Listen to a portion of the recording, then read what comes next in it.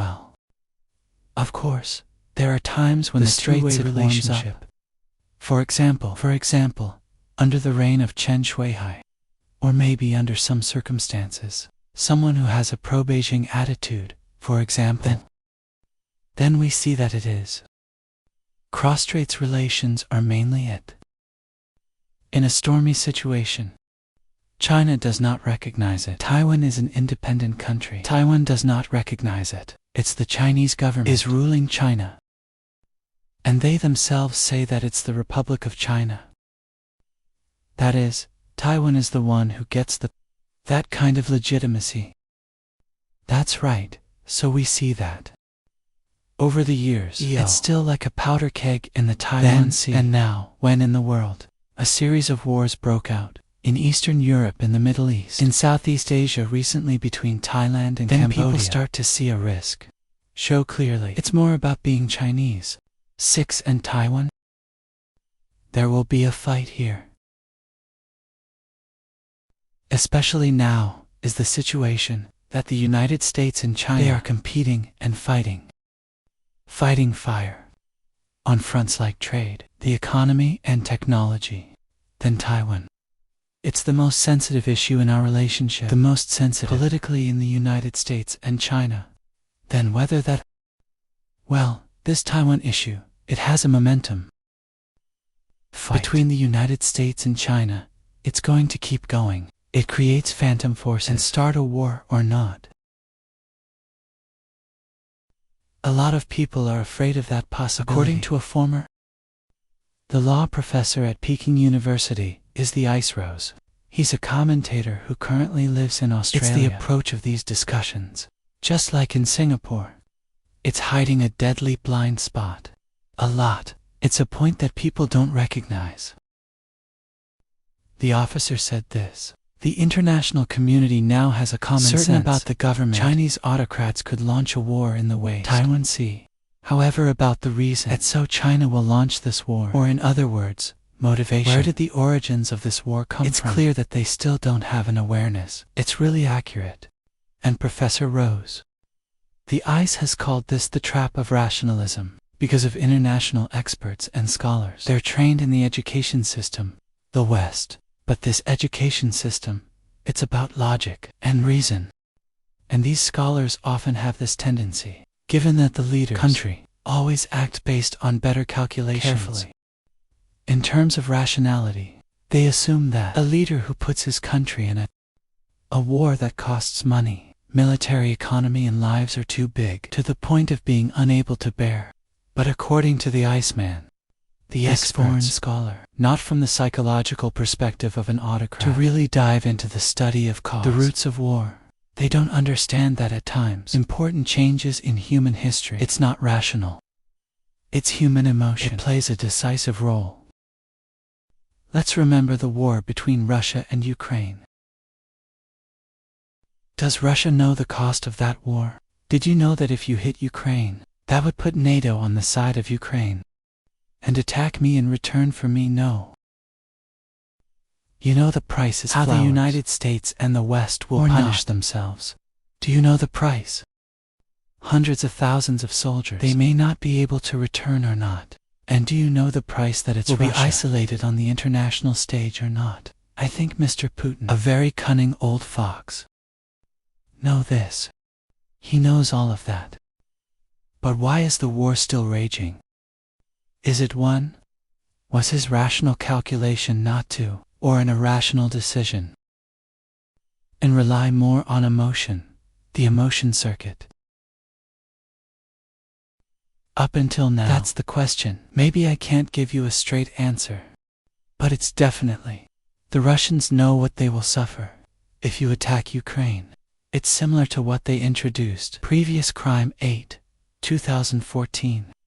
Then they were excluded from the G8 and the G8. It becomes the G7 when Russia is eliminated. Russia is also economically isolated in the world.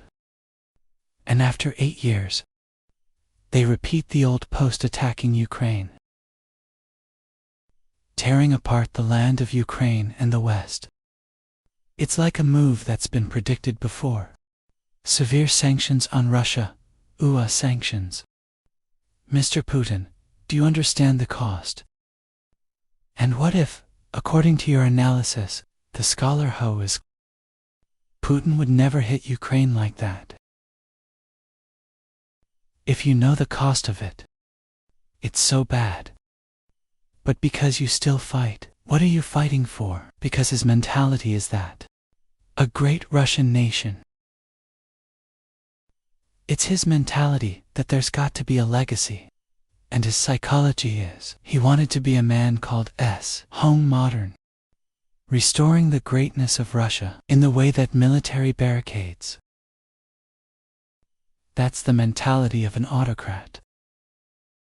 But that mentality is out of the equation. The more real reason. But back to the professor's argument.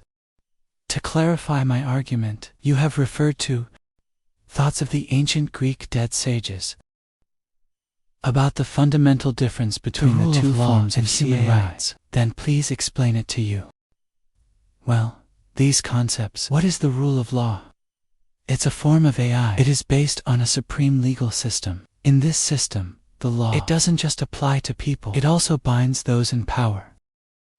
One individual, no matter how much power you have, you are above the law. And this is the foundation. Create justice and stability in society. On the contrary, it is the rule.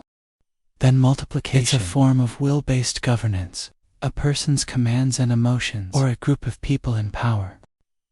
And in the system, there is nothing above the leader. Their decision is the law. And it can change at will. Bias based on personal feelings.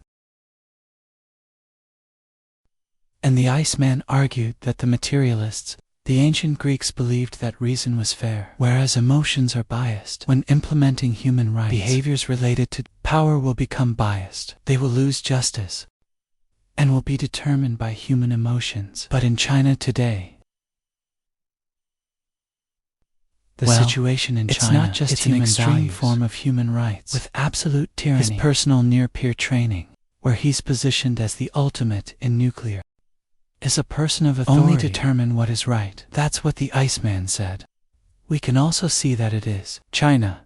They call him nuclear leadership. It means it's all going to curve around him. But now, look at the Politburo standing committee. You will see that you are the one who, you can decide alone. You don't have to listen to anyone, right? Of course, there's been a lot of information that he has weakened his power, but in theory, then you can still be the one who makes the decisions. Attacking Taiwan is, of course. And in a system that's so authoritarian, then the law is not a tool to enforce justice. It's become an evil law. It's a tool to enforce the will of the sea. And when the will of a German nation, it's completely dominated by the emotions of an individual. The big strategic decisions, like whether or not to start a war, it doesn't follow any logic. What logic can the outside world understand? And I'd say that's the blind spot. The greatest in Western analysis. A blind spot that can lead to erroneous calculations. Very harmful, if not rational. What is the driving force that's really driving the North? Getting closer to the edge. War. According to the Iceman, the answer lies in the job. How to solve the code is the personal ambition of the General Moonping. Let's try it. To decipher the psychology of the exercise and the real motive of the war, you know. According to the officer, that's what drives this leader. These are not calculations of national interest. It's a desire to be recorded in history. An emperor's dream. That's where you practice. Want to match and even surpass Mao Zedong, to be in power forever and spread their ideology around the world. It's this personal feeling and ambition. It's become the engine for a series of political actions. He has been practicing since he came to power. Every step seems to be calculated to reinforce personal power. It absolutely clears the way for a lifetime of leadership. And the shocking act, especially what you've changed, Constitution in 2018, remove the limit 2 terms for the position of president. That means he can be president for the rest of his life. And it's not just a legal change. It's broken an unwritten rule by Deng Xiaoping, in a former Chinese leader set after the Mao Zedong disaster. In this unwritten rule, it's designed to prevent a return of the regime. Personality cult and power concentrated on one person. Deng Xiaoping was the leader at the time, the second generation after Mao Zedong, and he had to deal with it. A lot of problems since Mao Zedong, and there's the issue of personality cult. And the point is to concentrate power, the dictator to extreme, so it's China since Deng Xiaoping, to the time of Gypsy Zeman, to the time of Campeche Lake. They're all people they don't control. More than 2 terms. There is every case. Also Mr. Zheng Chen. After retiring from other positions, he still holds the title of chairman of the Central Military Commission for another 2 years, to be a crown prince. The rest is Deng Xiaoping. And then you're just as indifferent after that. End of term. He also stepped back for the young. He went up, and while he was the one who absolutely backwards. It's not like you two are. Deng Xiaoping and Jiang Trach-min remains chairman of the Central Military Commission. Has fallen from office, the Central Military Commission, and gave him back the peace. Give it to your hands and then practice. They don't respect that unwritten rule. They hold more power. And we're back in our 3rd term. Something that's unprecedented. And that way, he has officially paved the way for the fact that he can CAI indefinitely. One more thing. That's you practicing. They've launched political purges under the banner of the anti-corruption campaign. Tiger Turtle Fly Island. Then he launched a purge. The greatest politics in Communist Party of China since the Mao era. According to the officer, there were nearly 7 million officials in the government, and the Chinese military is viciously regulated. 7 million officials. Ladies and gentlemen, but the real goal, it's not just about cleaning up the machine. It's about eliminating all potential political opposing factions and replace them with absolute loyalty. With you personally practice these purges, it shows no sign of stopping. It's getting more and more intense and created an atmosphere of terror. It's even under attack from the opposition. We see that it was the military. China has also experienced the Great Purge, but in the end, he is believed to be weakening the military power when the vice chairman of the Central Military Commission, Zhang Yu, assumed to be the de facto authority in the military, and there were counterattacks against the tiger slashing campaigns, his fly killer practices targeting his flank. Besides, he also tried to concentrate absolute power in the hands, and has completely destroyed the divisive institution by the Magic Lake reformer. State initiated between the party and the government. By removing this mechanism, then he restored the CAI the primal rule of Maoism, where the party and he personally control every aspect of social politics and economics. The state government is a puppet.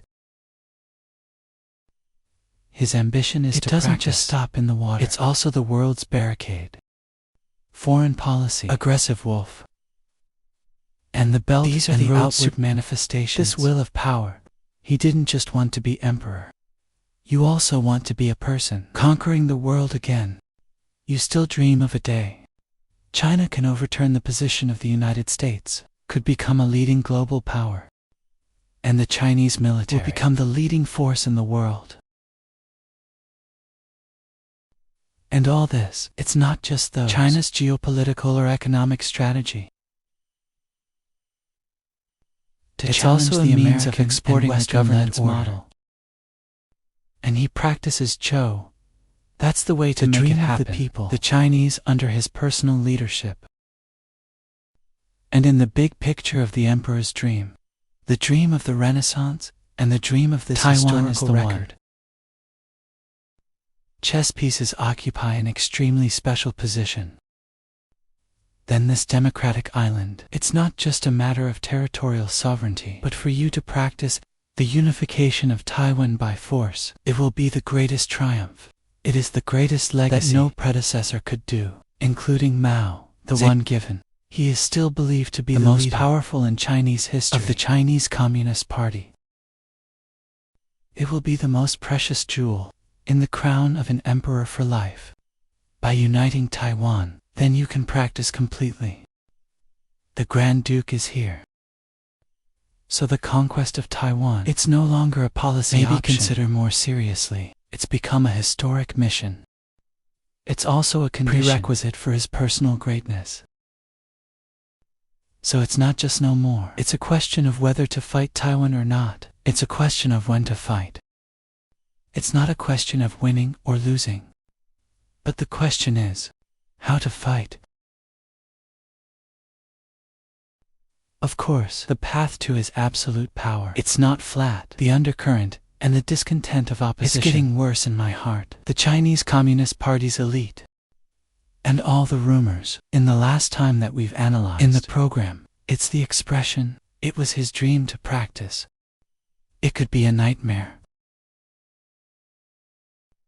Now we're going to analyze the arena of life and death at the 21st Congress and the fateful timeline.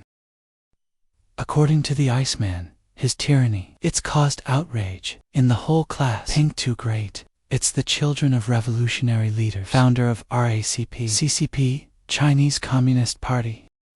Red too, and the Crown Prince. They're noble families. Get used to sharing power and economic. It's a mechanism called collective leadership, maintained since the time of Deng Xiaoping. It's a safety mechanism. It's supposed to be stable and safe for them. This mechanism, even though it's not democratic, but it also ensures there's no one individual that can capture the whole power to hands, and the interests of the great families are balanced. The parties are also balanced. However, the rise of his personal, it completely disrupts this state. However, the professor revealed, because of the absolute tyranny of the parapet, he doesn't allow families to have share supreme power. This also causes outrage in the whole pink world too great and cause a sense of crisis about the day of destruction. According to some observers, it's predicted this confrontation at a decisive event. That's the Party Congress. The 21st edition is scheduled for fall 2027. That means there's only about 2 years left. But for you to practice, then it's time for him not only to get re-elected the 4th time, but also formalize the status of a lifetime in power, the opposite of pink. This may be the last chance to stop him from exercising to restore collective leadership. So the struggle is over. Power revolves around the 21st It's become Congress. An inevitable trend. And it's this life and death struggle. It creates a direct and dangerous connection to the point where war could break out in the West. Taiwan Sea. The Iceman thinks it has 2 scenarios. Time is worrying, and both of them revolve around the 21st Congress. The first scenario is a war before the fall of 2027. In this scenario, he felt his position was being challenged serious by the counterattack of the pink faction. He can choose an extreme solution. It's waging a war in the West, Taiwan Sea. Such a war, it will allow you to practice a wave of fanatical nationalism in the country, to label all opposing factions as treason, colluding with the enemy, and excuse the state of war, to carry out these brutal purges, absolute consolidation of power. In other words, he's going to use an external crisis to solve the power crisis inside. That's how many leaders use it.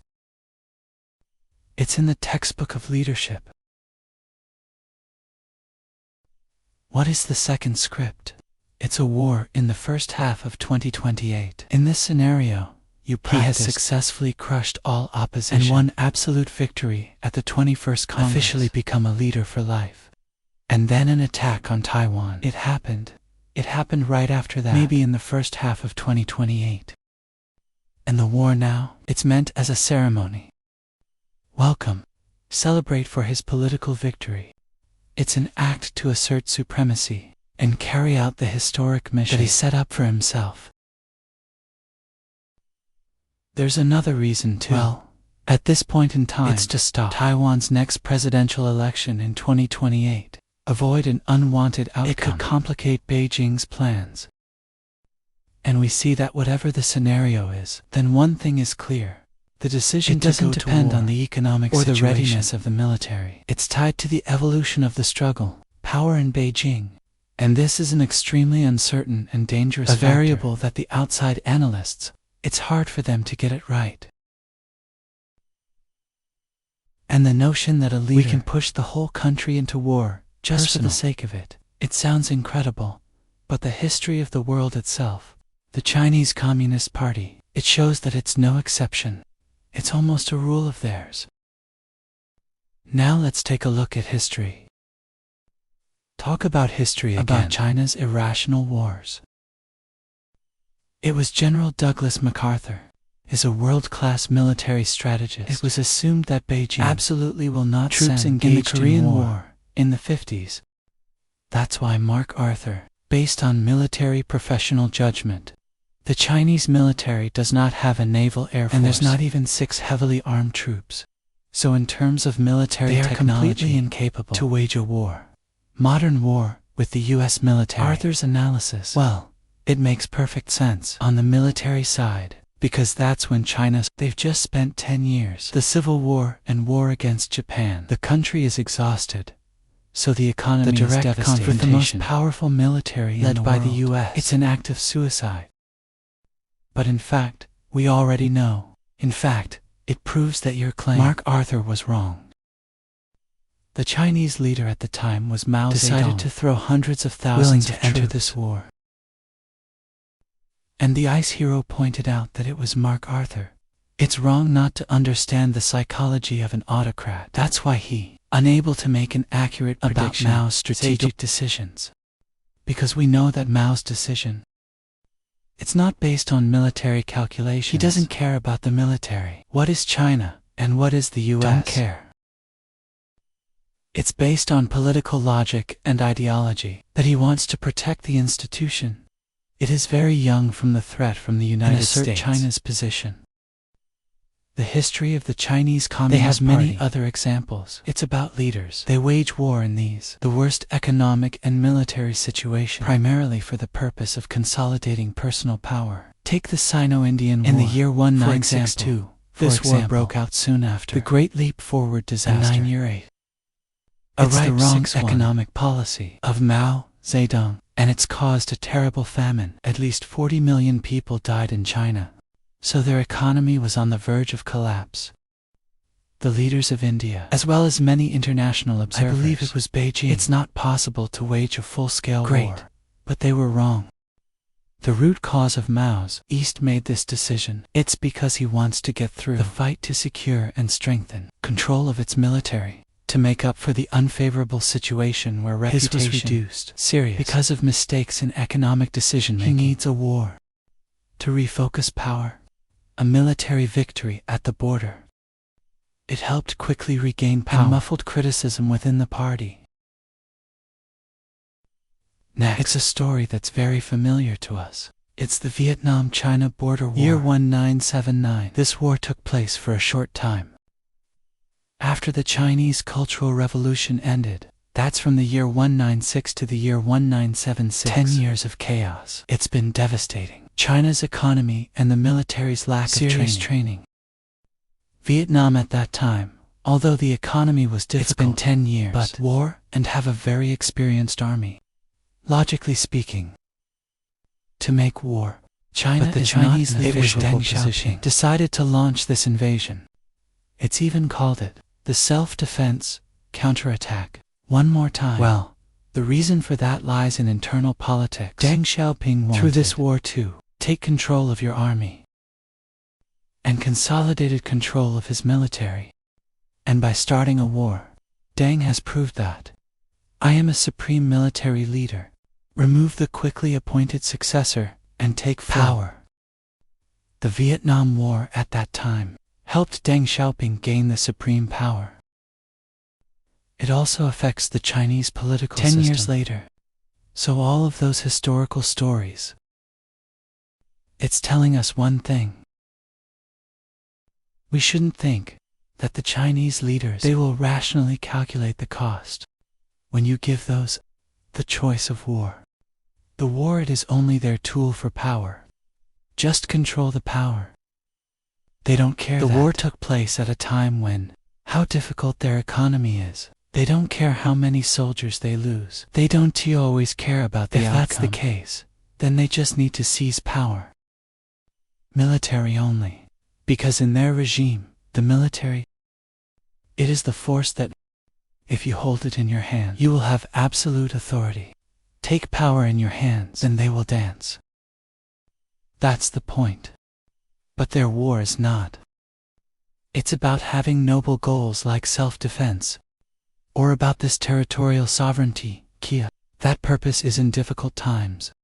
They will often have such wars. To that, take that military power. So what about the current Taiwan issue? The Ice Rose warned that policymakers of the United States and Europe Japan and the West should not be traced in the wake of General MacArthur's fall. It means never predict in a rational way about the decisions of leaders. That's China. Because, well, with the autocratic leaders of that's Beijing. War is the means. Let them deal with power crises. Eliminate the opponent. Strengthening personal credibility regardless of the country's economic status. How bad is it? No matter how bad the military situation is. And many analysts say it's with an economy. The economy is plummeting as it is now. It's a real estate crisis. The rate of 7 jobs among young people growing is 6th grade. The Beijing government, they won't take risks to start a war. The cost can completely destroy the economy. Then, this argument sounds right. It seems reasonable. But the history of the North's war, it shows the opposite trend. It's like we said. The economic crisis didn't stop the war. That it can even become a catalyst.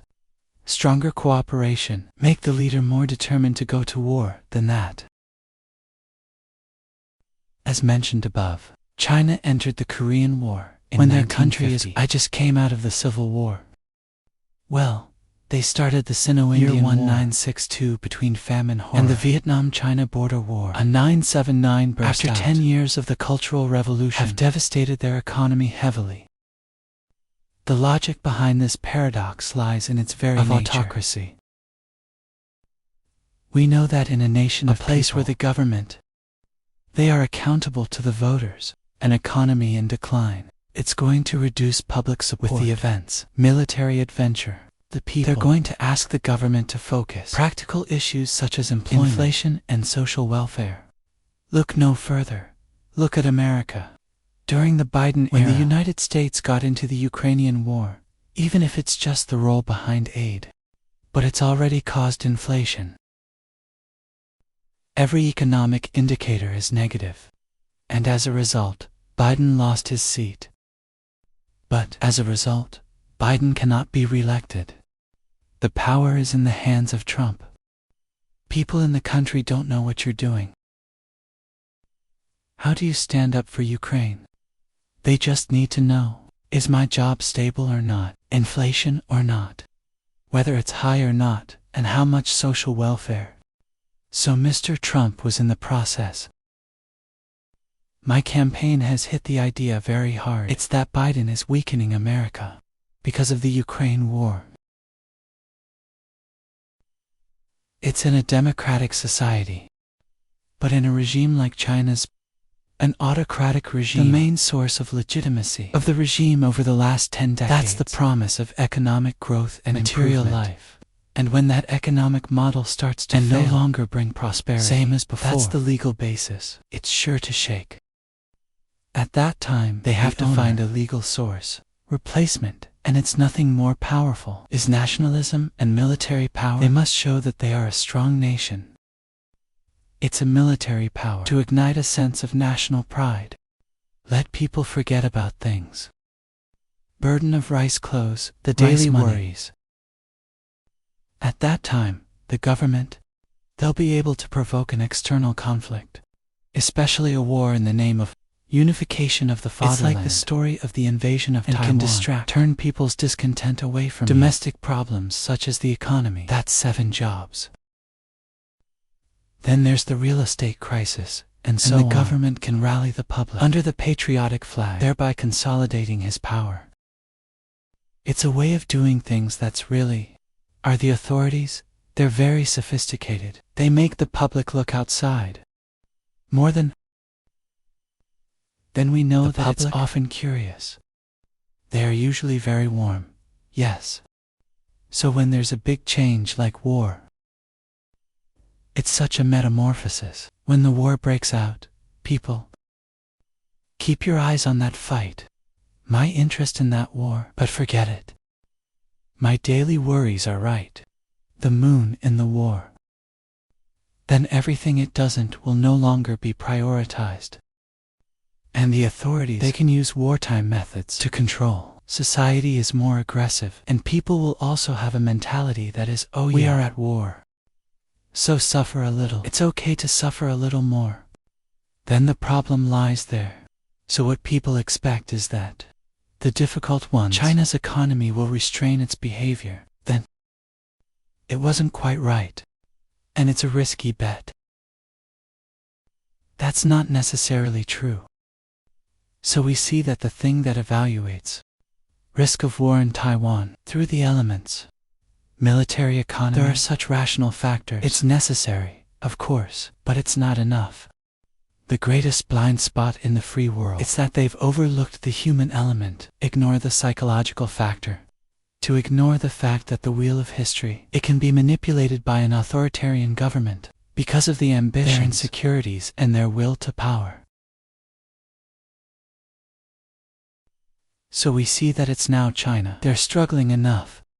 The economy is so sluggish. The political elite is in chaos. Outside the United States, to attack with allies is to encircle. But we see that. What do they do according to conventional logic? There's something about thinking about war. Right. But now let's go. Let's go. Let's look at the word. Let's reverse the problem. The psychological level of a government that when pressed, that's outrageous. It's often called the same dog. Roosters will take extreme action to resolve the situation. The dog was chased along. It's no other way. One is that it must bite the rooster off the fence so he can run away. It has to come back and bite people. In the old days, the military taught the enemy should not be too strong. Chase and kill. Because when the enemy, we're in a situation where there's no turning back, there is no way of life, then the spirit of its enthusiasm will. It will rise very high, and the spirit of suicide will be terrible, and at that time, not good for your army. So, to expel the enemy is only to expel half. Pursuit, not pursuit. They did not go to the enemy camp. No pursuit to the end, no pursuit. And that mentality, now we can completely understand leadership in Beijing when they feel they're done. If we have no way back, they will have to move forward. They will have to fight back. Taiwan can be a gateway so that they can escape. It could be one. Let them escape.